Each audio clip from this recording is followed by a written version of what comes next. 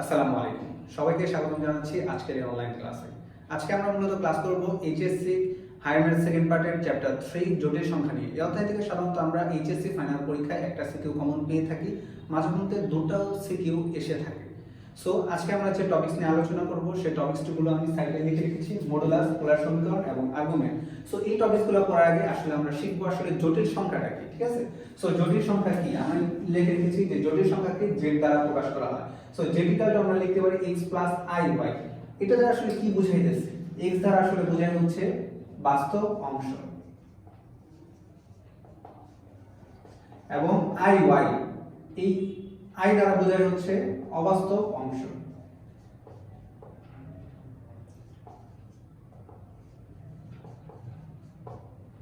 So জটিল সংখ্যা জিনিসটা কি? বাস্তব অংশ এবং অবাস্তব অংশকে যদি আমরা কোনো সংখ্যার সাহায্যে প্রকাশ করি তাকে আমরা কি বলি? জটিল সংখ্যা। যেরকম হচ্ছে এই যে অলরেডি কিছু ম্যাথ লিখে রেখেছি, এই যে 1 প্লাস √3i। সো এইটাই আমাদের কি একটা জটিল সংখ্যা। সো এবার এই জটিল সংখ্যাকে আসলে আমরা কি দ্বারা প্রকাশ করি, বা এই জটিল সংখ্যা থেকে আসলে প্রথমে আমাদের কি কি কোশ্চেন জানতে চাওয়া হয়? ফার্স্টে জানতে চাওয়া হয় মডুলাস, যে এই একটা সমীকরণ দেওয়া থাকে, এখানে বলা হয় যে মডুলাস বের করো। সো মডুলাস বের করার প্রসেস হচ্ছে r √x² + y²। সো এটার সাহায্যে আমরা খুব সহজে মডুলাস বের করতে পারি।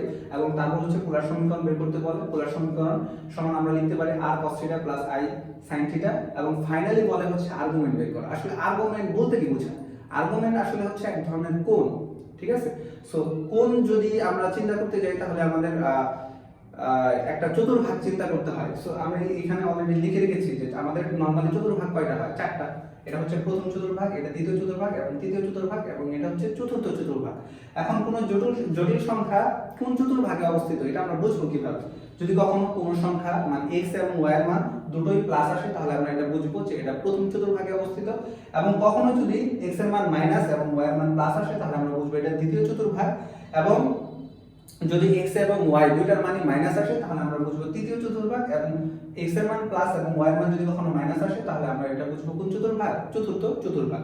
এবার আমি লিখে রেখেছি যে প্রথম চতুর্ভাগে যদি কোনো জটিল সংখ্যা অবস্থান করে তার জন্য সূত্র হচ্ছে আর্গুমেন্ট বের করার θ1 = tan ইনভার্স y / x। এবং এটা যদি কখনো দ্বিতীয় চতুর্ভাগ হয় তাহলে θ2 = pi minus tan inverse y / x। এবং তৃতীয় চতুর্ভাগ যদি হয় তাহলে আমরা লিখতে পারি যে θ3 = minus pi plus tan inverse y / x। এবং ফাইনালি যদি চতুর্থ চতুর্ভাগ হয় তখন minus tan inverse y / x। এগুলো আসলে সূত্র। সো এই সূত্রটা আমাদের মুখস্থ করতে হবে, ঠিক আছে? সো আমি আসলে এবার দেখাবো যে কিভাবে এই ধরনের ম্যাথগুলো করতে হয়। সো চারটা চতুর্ভাগের জন্য আমি চারটা ম্যাথ লিখে রেখেছি। চারটা ম্যাথই আমরা আজকের ক্লাসে সলভ করব, ঠিক আছে? সো আমি ফার্স্টে ম্যাথ নাম্বার 1 লিখি। 1 এ আমাদের দেওয়া যে 1 প্লাস √3i। এই যে জটিল সংখ্যাটা দেওয়া আছে এটাকে আমাকে কি করতে বলছে? এটার মডুলাস বের করতে বলছে, আর্গুমেন্ট বের করতে বলছে এবং ফাইনালি পোলার সমীকরণ বের করতে বলছে। সো এটা যে একটা জটিল সংখ্যা এটা আমরা কিভাবে বুঝলাম, তাই না? এবার এটা লিখব। সো এখানে সলভ শুরু করলাম। আমরা লিখব যে এখানে দেওয়া আছে z = 1 প্লাস √3i। সো এটাকে আমরা কার সাথে তুলনা করব? জটিল সংখ্যার সাথে। আমরা জানি জটিল সংখ্যার সমীকরণ তো লেখা z = x + i, তাই না? তাহলে এটাকে আমরা এক নম্বর সমীকরণ ধরি এবং আমরা লিখব উই নো জটিল সংখ্যা z = x + √3i, sorry x + iy। So এটাকে আমরা লিখলাম 2 নম্বর সমীকরণ। এবার আমি যদি 1 এবং 2 নম্বর সমীকরণ তুলনা করি তাহলে আমরা কি পাবো? তাহলে তুলনা করা মানে কি? এই x এর সাথে এই 1 এর মিল আছে, তার মানে আমরা ফাইনালি লিখতে পারি x = 1। এবং এই এটার সামনে y আছে, এটার সামনে y আছে, এটা y, তার মানে এই পাশে কি আছে? √3। তার মানে আমরা লিখতে পারি কি y = √3। সো খুব সহজেই আমরা এই জটিল সংখ্যা থেকে আমরা x এবং y এর মান নির্ণয় করতে পারবো। আমরা যদি কোনোভাবে x এবং y এর মান নির্ণয় করতে পারি তাহলে মডুলাস, আর্গুমেন্ট এবং পোলার সমীকরণ বের করা আমাদের জন্য কোনো ব্যাপারই হবে না। সো এবার আমরা বের করব 1 নাম্বার যে কোশ্চেনটা দেওয়া মডুলাস। সো মডুলাস বের করার জন্য 1 নাম্বার সূত্র কি আমাদের? মডুলাস। ওকে, মডুলাসকে আমরা কি দ্বারা প্রকাশ করি? r দ্বারা। তাহলে r = √x² + y²। সো আমি যদি মানগুলো বসাই, x এর মান কত? 1। সো 1 বসাইলাম স্কয়ার, আর y এর মান কত? √3, তার উপরে স্কয়ার দিয়ে দিলাম। তাহলে মান কত আসে? এখানে 1 এর উপরে স্কয়ার করলে 1, এটা কাটা, তার মানে 3, তার মানে ফাইনালি √4। 4 এর উপরে যদি আমি রুট করি তাহলে আসে কত? 2। এটা আমাদের 1 নম্বর কোশ্চেনের অ্যানসার, মডুলাস। ঠিক আছে। তারপরে আমাদের কি বের করা, আর্গুমেন্ট বের করতে বলা হয়েছে। এবার আমরা দেখব যে x এবং y এর মান দুটাই কি ধনাত্মক না। এই ধনাত্মক দেখে কি বুঝতেছি যে আর্গুমেন্টটা প্রথম চতুর্ভাগে অবস্থিত। এবার যদি আর্গুমেন্টটা প্রথম চতুর্ভাগে অবস্থিত হয় তাহলে আমরা প্রথম চতুর্ভাগের সূত্র কি θ = tan ইনভার্স y / x এগুলো বসাই দাও। তাহলে এবার আমরা 2 নম্বর ইকুয়েশন সমাধান করব। সো এটি প্রথম চতুর্ভাগে অবস্থিত, তাহলে এটি প্রথম চতুর্ভাগে যদি অবস্থিত হয়, ভাগে অবস্থিত,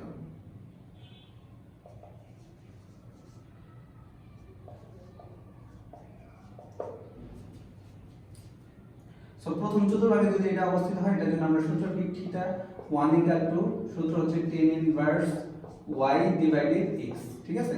সো আমরা লিখে রাখলাম tan ইনভার্স y এর মান আমরা এখানে কত পাইছি √3। সো √3 বসাইলাম। এবার x এর মান কত পাইছি আমি 1।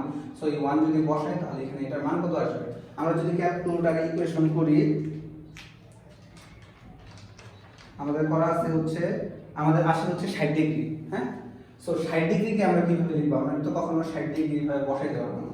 সো আমাদের একটা জিনিস মাথায় রাখতে হবে, সেটা হচ্ছে কি পায়ের মান দ্বারা এগুলাকে সমাধান করতে হয়। সো পায়ের মান কত জানি আমি, পাই = 180 ডিগ্রি। ঠিক আছে। এবার পাইকে কত দিয়ে ভাগ করলে হচ্ছে 60 ডিগ্রি হয়, নিশ্চয়ই জানি আমি। পাইকে যদি আমি 3 দিয়ে ভাগ করি তাহলে 60 ডিগ্রি হয়, তার মানে কত পাই / 3। সো এখানে আমি 60 এর পরিবর্তে কত বসাই দেব, পাই / 3 বসাই দেব। ঠিক আছে, এটাই হচ্ছে আমাদের আর্গুমেন্ট। এবার লাস্ট ইকুয়েশন, পোলার সমীকরণ বের করতে যদি বলে আমাদের কখনো, তাহলে আমরা পোলার সমীকরণ কিভাবে বের করব। সো আমাদের এবার পোলার সমীকরণ বের করার জন্য লিখি, পোলার সমীকরণের সূত্র কি, সেটা হচ্ছে সমান r cos θ plus i sin θ। So r এর মান আমরা কত পাইছি, কোথায় জানো, এই যে 2। সো আমরা 2 বসাইলাম, cos θ এর মান আমরা কত পাইছি পাই / 3 প্লাস i বসাইলাম, sin θ এর মান কত পাই / 3। সো এটাই হচ্ছে আমাদের পোলার সমীকরণ। সো খুব সহজেই আমরা জটিল সংখ্যার একটা ম্যাথ থেকে মডুলাস, আর্গুমেন্ট এবং পোলার সমীকরণ বের করতে পারলাম, এবং এটা হচ্ছে আমাদের প্রথম চতুর্ভাগের জন্য। ঠিক আছে। এবার আমরা সেকেন্ড ম্যাথটা সলভ করব। ঠিক আছে। সো স্টার্ট করা যাক।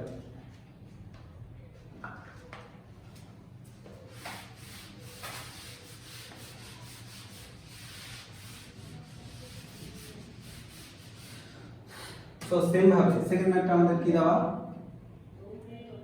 -√3 প্লাস i দেওয়া। ঠিক আছে। সো আমি আগের প্রসেসে লিখব, কি দেওয়া আছে -√3 প্লাস i দেওয়া। আমরা জটিল সংখ্যার সমীকরণ কি জানি, এটাকে আমরা এক নম্বর সমীকরণ ধরলাম।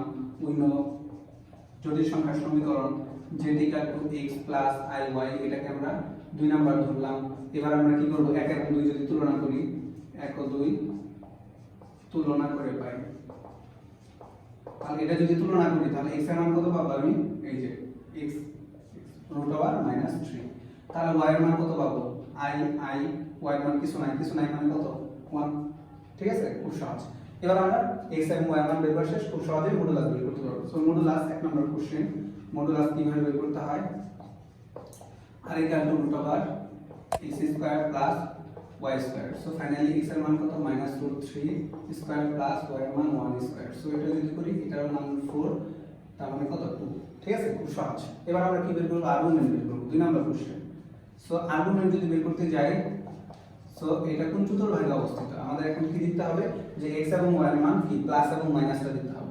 x এর মান মাইনাস, y এর মান কি প্লাস। এবার আমরা চতুর্ভাগে আসি, চতুর্ভাগে মাইনাস প্লাস থাকা মানে কি, এটা কোন চতুর্ভাগ, দ্বিতীয় চতুর্ভাগ। সো দ্বিতীয় চতুর্ভাগের জন্য সূত্র কি, θ2 = পাই - tan inverse y / x। So same. So আমরা এবার বলব θ2 = পাই - tan ইনভার্স y / x। ঠিক আছে। সো পাই বসাইলাম, tan ইনভার্স। এখন এখানে যে কোশ্চেনটা আসে যে এখানে আমি মাইনাস, কোথায় জানো, এই যে এটা -√3 আছে, কিন্তু -√3 বসাবো না +√3 বসাবো। এখন কোশ্চেন হচ্ছে আমাদের, আমরা তো এই যে এটা দেখে মিলাইলাম মাইনাস প্লাস দেখে দ্বিতীয় চতুর্ভাগ। সো দ্বিতীয় চতুর্ভাগ মিলাই ফেলছি, প্লাস মাইনাসের মান এখানেই ভ্যানিশ। ঠিক আছে। সো সব সময় এই যে সূত্রগুলো বসেছে, এই সূত্রের ভিতরে y এর মান কখনোই, y এর মান বা x এর মান যদি কখনো প্লাস মাইনাস আসে, এগুলো কখনোই মাইনাস মান বসবে না, সবসময় ধনাত্মক মানগুলো বসবে। কারণ এই মাইনাস প্লাসের জন্যই তো আমরা এই আলাদা করে সূত্র বসাইলাম। ঠিক আছে, এটা বুঝে গেছে। সো এটা নিয়ে অনেকে কনফিউশনে ভুগে, সো এটা কনফিউশনে কিচ্ছু না। সো আমরা বসাই y এর মান কত, ফার্স্টে y এর মান হচ্ছে 1, আর x এর মান এখানে কত আছে -√3, তাহলে -√3 মানে কি শুধুমাত্র √3, ঠিক আছে। এবার যদি আমরা এটার ইকুয়েশনটা সমাধান করি তাহলে পাই মাইনাস এটা tan ইনভার্স যদি আমরা করি তাহলে এটার মান কত আসে আমাদের এখানে আমরা ক্যালকুলেটর ইকুয়েশন করি। সো আমরা যদি ক্যালকুলেটর ইকুয়েশন করি এটার মান হচ্ছে π/6 আসে। সো π/6, ঠিক আছে। সো এবার এটাকে কি করতে হবে লসাগু করতে হবে। লসাগু যদি করি তাহলে এখানে কত আসে 6, এখানে কত হয় 6π - π, তার মানে ফাইনালি आंसर হচ্ছে কত 5π/6। এটাই হচ্ছে আমাদের এই সমীকরণের আর্গুমেন্ট। এবার ফাইনালি আমরা কি বের করব পোলার সমীকরণ বের করব। সো পোলার সমীকরণ কিভাবে বের করা যায় 3 নাম্বার পোলার সমীকরণ। সো পোলার সমীকরণ যদি বের করি পোলার সমীকরণের সূত্র কি পোলার সমীকরণ সমান r cos θ plus i sin θ। So আমরা r এর মান বসাই, r এর মান কোথায় আছে যে 2 বসাইলাম, cos θ এর মান তোমরা পাইছি, θ এর মান কত 5π/6 প্লাস i sin θ, i বসাইলাম, i তো কোনো মান নাই কারণ এটা কি কাল্পনিক অংশ বা বাস্তব অংশ। সো sin বসাইলাম, θ এর মান কত আছে আমাদের এখানে 5π/6, এটাই আমাদের ফাইনালি অ্যানসার, ঠিক আছে। তাহলে খুব সহজ। দ্বিতীয় চতুর্ভাগের জন্য আমরা মডুলাস তারপর কি আর্গুমেন্ট এবং পোলার সমীকরণ বের করে ফেললাম। সো আমাদের 2 নাম্বার ইকুয়েশনটা সমাধান করা হয়ে গেছে। এখন আমরা কি করব 3 নাম্বার ইকুয়েশনটা সমাধান করব। সো আমি পরিষ্কার করে দিলাম।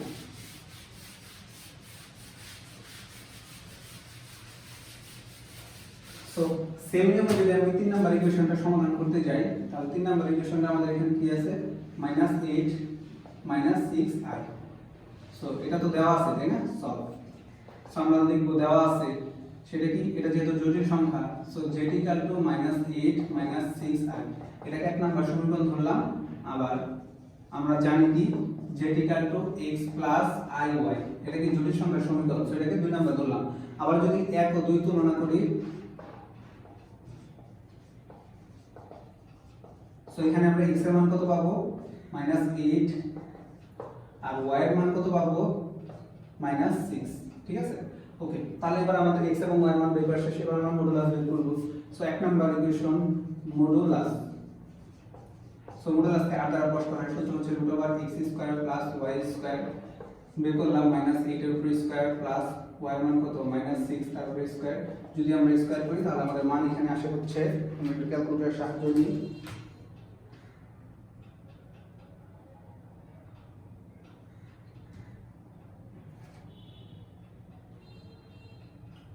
আমাদের এই 8/64 যোগ 36 তাহলে 100 আসে। তার মানে 100 এর উপরে যদি আমি বর্গমূল করি তাহলে কত আসে 10, ঠিক আছে। সো এবার আমরা কি বের করব আর্গুমেন্ট বের করব। সো 2 নাম্বার এবার আর্গুমেন্ট যদি আমরা বের করতে যাই আমাদের কি x এবং y এর মান আগে দিতে হবে। সো এখানে x এবং y এর মান কি যে x এর মান মাইনাস y এর মান মাইনাস, তার মানে আমরা কি বুঝলাম মাইনাস মাইনাস তৃতীয় চতুর্ভাগে অবস্থিত, তার মানে তৃতীয় চতুর্ভাগে যদি অবস্থিত হয় তাহলে এটার জন্য সূত্র কি θ 3 = minus pi plus tan inverse y/x। So বসাই। So θ 3 = minus pi plus tan inverse y/x। So এখানে মাইনাস পাই বসাইলাম plus tan inverse y/x। So এখন কি করব এটা মাইনাস এটা মাইনাস, সো আমাদের কি আসছে আমরা দুইটাই প্লাস এর মান বসাবো কারণ এটার জন্য তো এই যে এখানে মাইনাস দিছি। সো উপরে কি বসাবো y এর মান 6/8, ঠিক আছে। আচ্ছা, সো মাইনাস পাই এবার এটা যদি আমরা ইকুয়েশন করি ক্যালকুলেটরের সাহায্য নিয়ে, ও হ্যাঁ এটা কোনো মান আসে না, ক্যালকুলেটরের মান দশমিক আসে, সেগুলো তোমাদের বসানো যাবে না, আমাদের তো π/3 π/2 এরকম আকারে বসাইতে হবে, ঠিক আছে। সো এটা কোনো মান আসে না। সো যদি মান না আসে তাহলে এটা আমরা প্রথমে লিখি আর এটা পরে লিখি, কোনো সমস্যা নেই, ঠিক আছে। তাহলে tan ইনভার্স 6/8 মাইনাস পাই আমাদের এটাই आंसर, কারণ মান না আসলে তো আমাদের করার কিছু নেই, ঠিক আছে, এটাই বসাইতে হবে। সো আমাদের আর্গুমেন্ট বের করা শেষ। এবার আমরা কি করব 3 নাম্বার পোলার সমীকরণ বের করব। সো আমাদের পোলার সমীকরণের সূত্র কি r cos θ plus i sin θ। So r এর মান কত দাও এখানে 10 দাও বসালাম, cos এবার কি করব θ মান বসাইতে হবে, θ মান তো এটা কোনো মান আর নাই, তাহলে কোনো মান যদি আমাদের কখনো না আসে তাহলে θ শুধু থিটাই বসাই দেব। So cos θ plus i sin θ এটা মান নাই থিটার মান, কারণ থিটার এত মান বড় মান বসানো যাবে না, ঠিক আছে। আমাদের π/2 বা π/3 এরকম আকারে বসাইতে হবে, যে এরকম আকারে মান চেনা, সো আমাদের এখানে করার কিছু নাই, যেরকম আছে এরকমই আমাদের অ্যান্সার। সো এটা আমাদের আরেকটা অ্যান্সার, ঠিক আছে। সো খুব সহজেই আমরা মডুলাস, পোলার সমীকরণ এবং আর্গুমেন্ট বের করে ফেললাম তৃতীয় চতুর্ভাগের জন্য, ঠিক আছে। সো আমাদের 3 নাম্বার ম্যাথ সলভ করা হয়ে গেছে। এবার আমরা ফাইনালি যে 4 নাম্বার ম্যাথ আছে সেই ম্যাথটা এবার আমরা সলভ করব, ঠিক আছে। সো দেখা যাক।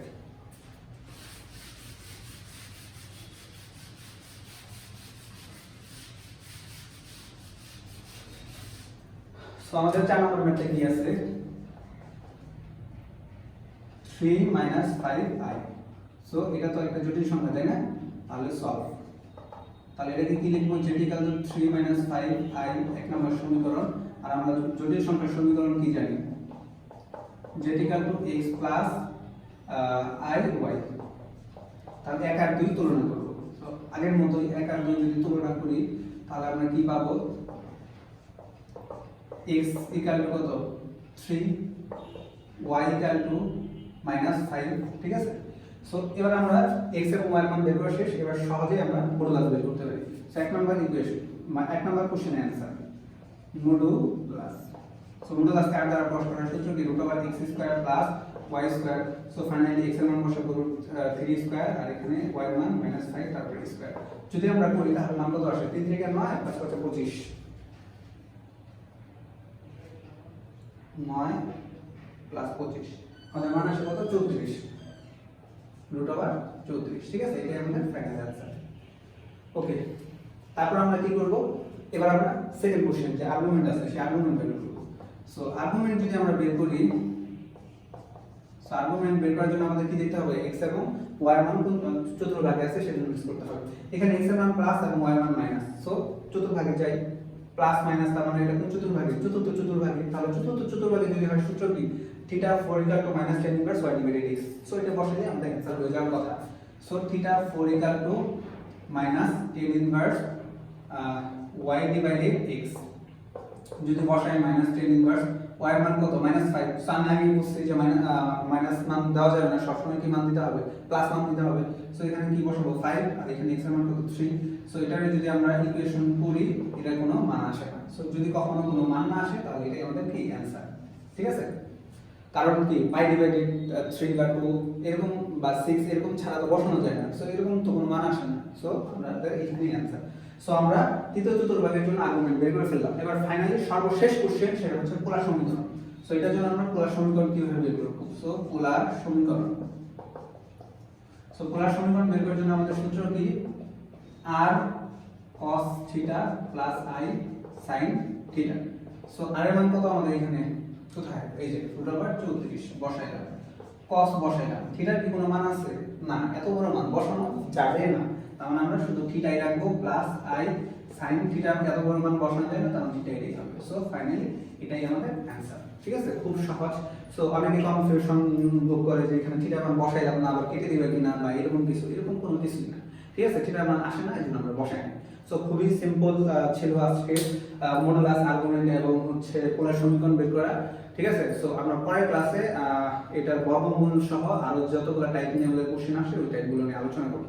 সো আজকের ক্লাস এই পর্যন্তই। আশা করি সবাই অনেক ভালো থাকো এবং সুস্থ থাকো। আল্লাহ হাফেজ।